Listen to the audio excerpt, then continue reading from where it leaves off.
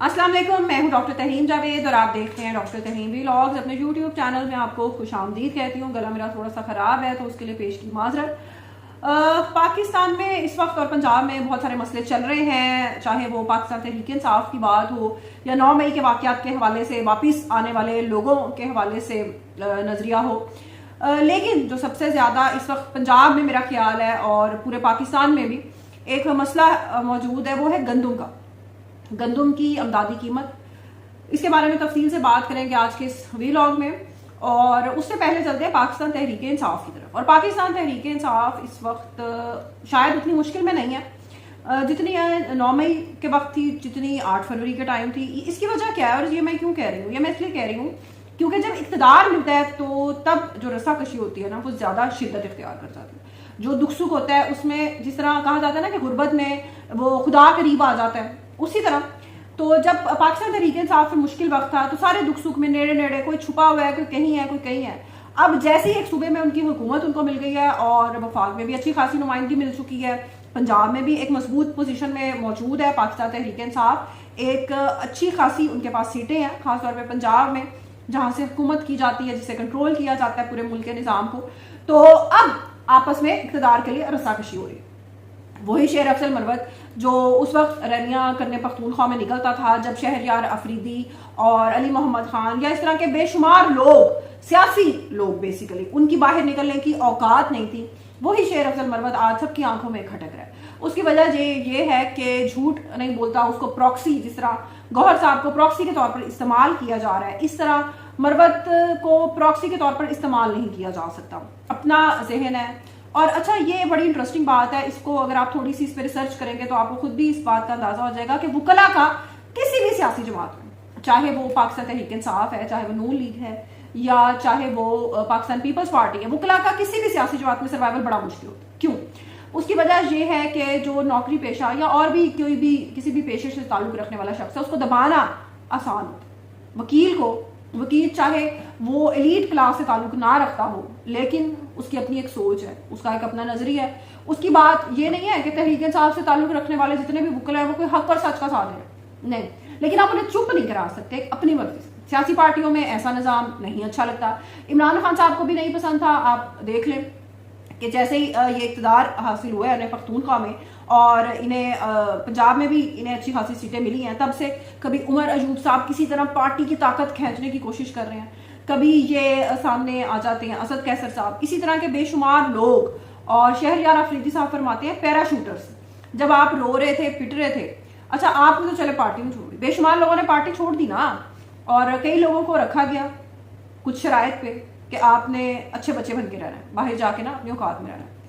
और औकात इस मुल्क में क्या है, आप ये देख लें कि जो 9 मई के वाक़यात में पहली रहाई हुई है, अदरीस साहब वो वापस आए हैं 9 मई के वाक़यात में, उन्हें मिलिट्री कोर्ट से उन्हें रहाई मिली है, जमानत मिली है।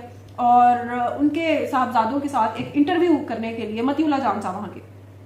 अच्छा, अब उस इंटरव्यू में वो पूछ रहे हैं उन दोनों बच्चों से कि आप दोनों बड़े होकर क्या बनना चाहते हैं। तो वो बच्चे क्या कहते हैं? आपको ये जानकर बहुत हैरानी होगी कि वो दोनों बच्चे कहते हैं, और वो बिल्कुल छोटे बच्चे नहीं हैं, एक साहब बड़े हैं, थोड़े से छोटे हैं बच्चे, तो वो फरमाते हैं कि हमने फौजी बनना है। यानी कि ताकत और इख्तियार के इस खेल में उन बच्चों ने ये सोचा कि हम शायद फौजी बनेंगे तो इस मुल्क में सर्वाइव करें। ऐसा कुछ भी नहीं है।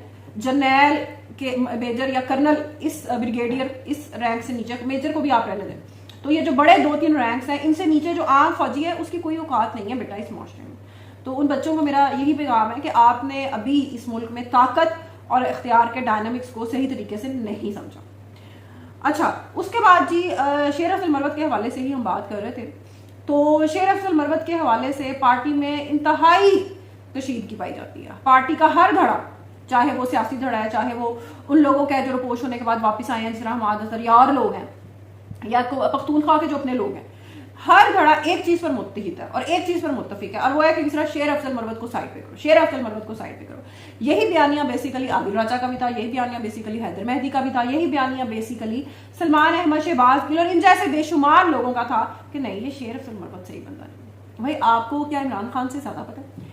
इमरान खान ने मरवत को इसलिए, और इस तरह के बेशुमार लोगों को इमरान खान साहब की बहुत पुरानी आदत है कि वो करीब रखते हैं खुर्रम हमीद रोखड़ी, उनका देख लें आप कि ये मेरे ना इस्टेब्लिशमेंट के उस बंदे के साथ मामला सही करवा दें। तो खान साहब बाहर आने के लिए बेचारे इतने परेशान हैं, कभी कहते हैं कि जी वो मैं जनरल बाजवा से बात कर सकता हूँ, 2 बार उन्होंने मेरी हुकूमत ख़त्म कर दी थी तो मैं उनसे 2 बार बात कर सकता हूँ, तो मैं जनरल मतलब मौजूदा आर्मी चीफ आसिम मुनीर साहब, उनसे क्यों नहीं बात कर सकता? जो पार्टी का चेयरमैन, असली जो चेयरमैन है वो ये बातें कर रहा है और बाहर जो पार्टी है वो, असल में पार्टी के अंदर एक जो धड़ा है वो अब मफाहमती सियासत करना चाहता है। वो चाहता है कि अब हम 2-3 साल टक्का के दिहाड़ी मकबूल खां में लगा लें, क्योंकि पता है कि वफाक के सर पे कर्जा तो हमें मिल ही जाना है, तो जरा ना हम कुछ माल पानी बना लें, क्योंकि जाहिर है हुकूमत जल्दी खत्म हो गई थी और उस तरीके से पूरे 5 साल में जिस तरीके से दिहाड़ी लगनी थी वो मौका नहीं मिल सका। और वफाक में आप जानते हैं हुकूमत खत्म हो गई थी, 2 साल दिहाड़ियाँ थी। तो ये सूरत हाल इस वक्त पार्टी के अंदर चल रही है, जिसकी वजह से कभी कोई बयान सामने आता है, कभी कोई बयान सामने आता है, लेकिन एक चीज पे सारे मुत्तफिक हैं कि शेर अफजल मरवत को साइड पे करें, क्योंकि उसकी मौजूदगी में इन सब की दाल नहीं करने वाली। यानी कितने लोग हैं जो उमर अयूब की मीडिया टॉक सुनने में दिलचस्पी रखते हैं? चले अली मोहम्मद खान को कोई सुन लेगा, शहरयार अफरीदी को चले कोई सुन लेगा, ये उमर अयूब है या और इस तरह के बेशुमार लोग हैं, नोबडी इज इंटरेस्टेड। बस ये बात इन बेचारे सियासी जो अपनी तरफ से सियासी लोग बन रहे हैं पीटीआई के, उनको ये बात समझ नहीं आ रही।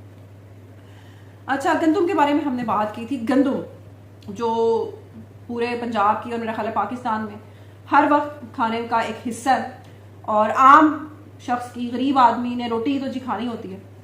रोटी का मसला इस वक्त ये चल रहा है कि पंजाब में उसको सही कीमत नहीं दी जा रही। किसान इस वक्त जलील हो रहा है, धक्के खा रहा है, और आज अगर आप किसान को उसकी पूरी कीमत नहीं देते तो आप किस तरीके से तवक्को रखते हैं कि वो अगले साल आपको इतनी ही गंदम उगा के देगा? ये नून लीग का हमेशा से अलमिया रहा है, हमेशा से इनकी ये बेशर्मी, ये बेगैरती इनकी रही है, और इस बार भी इनका यही है। अगर आप बारदाने के लिए उसको मुनासिब उसको नहीं फराहम कर रहे, कम उसको नहीं दिया जा रहा बारदाना, तो अगले साल मतलब कहाँ से आएंगे गंदम? फिर वो यूक्रेन की गंदी गंदम डॉलर्स में लाकर वो खिलानी है कौम को?